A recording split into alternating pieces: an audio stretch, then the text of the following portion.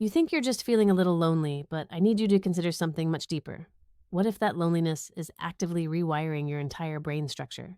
For too long, we've dismissed loneliness as a simple emotion like mild sadness or just missing your friends for a weekend. But the critical truth is that this experience is profoundly biological, triggering real, measurable physical changes inside your head. This process fundamentally alters your cognitive patterns, spiking your reactivity to perceived threats and even twisting your interpretation of simple human kindness. This effect is amplified significantly for women because our entire neural architecture is intrinsically designed and wired for robust social connection and bonding.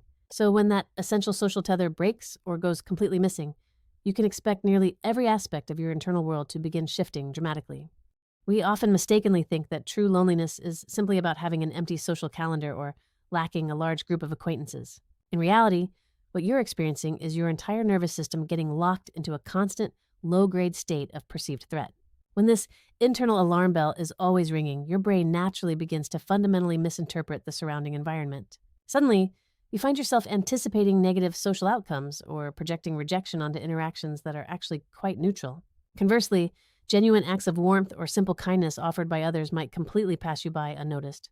This leaves you feeling perpetually hypervigilant and on edge, or perhaps sinking into a distressing state of complete emotional numbness. Unfortunately, that sustained internal pressure is powerful enough to gradually start altering the core of your personality and how you show up for others. It's a well-documented fact that women often experience the impact of social isolation more profoundly. This sensitivity is deeply rooted in our unique biochemistry, particularly involving the hormone estrogen. Hormones such as oxytocin, which are central to social bonding, heighten our awareness of subtle social signals. When genuine connection is missing from our lives, these same powerful hormones can begin to work against us. They start to significantly amplify underlying feelings of stress and fuel a harsh inner voice of self-criticism.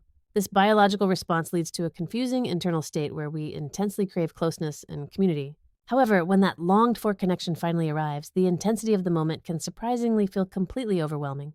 After my marriage ended, I unexpectedly found myself navigating 18 long months of intense, deep isolation. My entire world was suddenly confined to juggling, raising my two young kids while simultaneously trying to manage my work from home responsibilities. Then, one quiet afternoon, it finally hit me. I had tons of casual acquaintances, yet absolutely no one who genuinely knew the real me underneath it all. The more time I spent alone in that quiet bubble, the scarier and harder even simple conversations started to feel. When I did try to engage, it felt like my timing was off, and honestly, my attempts at humor often just ended up falling completely flat. Every casual interaction, even ordering coffee, somehow morphed into this stressful, high-stakes performance that felt exactly like an examination. Inside, I truly felt this strange wooden rigidity take over, like the emotional switch to connect with others had simply been turned off. It got to the point where reading social cues became completely impossible, leaving me feeling totally out of sync with everyone around me. That feeling of being emotionally frozen was definitely the lowest point of that long, lonely journey I had to overcome. Let's delve into the fascinating neuroscience that truly explains why connection feels so fundamentally wired into our survival. To understand this, we must pinpoint the three core players that manage your entire social reality every single day. First up is the prefrontal cortex, which acts as your calm, logical CEO for thoughtful decision-making. This is the crucial part of your mind that consciously decides to pause and process information before responding.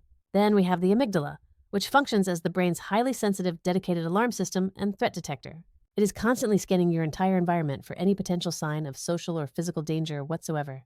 The third essential component is the anterior cingulate cortex, which essentially serves as your internal social translator. This region expertly helps you gauge social standing and manage the complexity of interpersonal relationships. When you feel genuinely connected to others, these three vital regions communicate smoothly and work in perfect synchronized rhythm. This healthy synchronization is what allows your social processing to remain balanced and highly effective in real time. But the moment that vital sense of belonging fades, or you experience genuine loneliness, that intricate rhythm immediately breaks down. Think of it like a critical internal circuit shorting out, instantly shifting the whole system into a defensive posture. Because the brain equates isolation with existential threat, the amygdala, your alarm center, powerfully takes command. This defensive surge fires rapidly, even in moments when you are objectively safe and nothing is actually wrong. Consequently, you misread neutral tones, imagine rejection, and react far too quickly before you have time to think. The scariest part is when you genuinely start to believe the core problem, the entire struggle, rests solely and completely on your own shoulders. In response to this internal blame, you start automatically pushing people away by canceling all of your previously made plans without a second thought. To justify the growing distance, you craft a narrative that you actually prefer being by yourself, convincing yourself that isolation is your chosen preference. But deep down, underneath that practiced exterior, a truly frightening sensation begins to quietly take hold right in your center. It starts to feel like you are becoming transparent, like your own presence is actually fading out of the vibrant picture of your everyday existence. You feel like you are literally disappearing moment by moment from the life you are supposed to be actively living and enjoying right now. And then, just as the shadows feel the deepest, a slow, determined musical rhythm starts to build underneath everything, a powerful promise of moving forward. But here's the important truth. Your amazing brain absolutely has the power to recover. The essential first step is to immediately interrupt the feeling of isolation within your physical body. Whenever you feel frozen or blank, the best immediate response is simply to move your body. Step outside right now, feel the open air, and deliberately look up toward the sky. You are reminding your entire nervous system of one simple fact. This fact is, I am still present here and connected to the world. Before we even think about diving back into deep relationships, the crucial first step is to skillfully restore your fundamental sense of connection. This means you absolutely need to focus on rebuilding functionality before you ever try to force any kind of closeness or intimacy. To accomplish this, the best approach is to intentionally start incredibly small with very low-stakes interactions in your daily life. Think about initiating just a quick 5-minute casual chat with a friendly neighbor you see around the building or on the street. Alternatively, committing to volunteering your time just once every single week can provide a structured way to engage positively. Even something as simple as intentionally cooking a meal right next to someone else in the kitchen offers a shared, comfortable presence. Recognizing and engaging in these small, manageable moments is precisely how you begin to retrain your nervous system and your brain. This gentle, consistent practice allows you to slowly, yet surely, regain the confidence to truly trust connection again. It's a vital reality to acknowledge that, for many women, the entire process of rebuilding after a significant relational shift simply takes a little more dedicated time to fully complete. The deep sensitivity that allows us to form incredibly strong bonds is also what makes the subsequent feeling of disconnection a far more challenging landscape from which to heal. However, by intentionally incorporating small, steady moments of positive contact paired with focused emotional self-regulation, we can actually guide our brain to quiet those old, persistent alarm signals. And as that internal noise subsides, the beautiful, gentle sensation of genuine connection begins to return, feeling safe and secure in our experience once again. True recovery from deep-seated feelings of loneliness is rarely an instant event that you can just flip on or off, despite what we often hope for. Instead, it is an incredibly subtle process that unfolds slowly over time.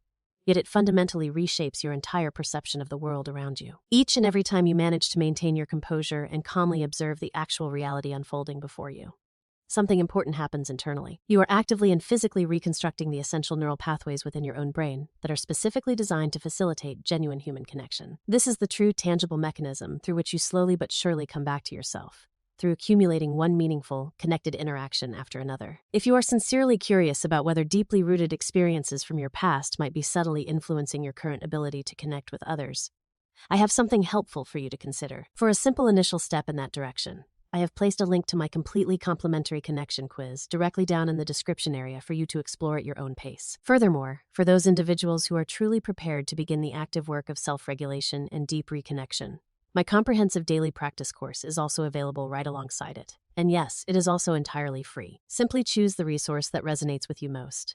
Click that link to take your very first small step forward, and I sincerely look forward to seeing you on the other side of that click. Remember this crucial truth as you move forward. You are definitely not broken in any fundamental way. You are simply in the powerful, beautiful process of learning how to fully reconnect.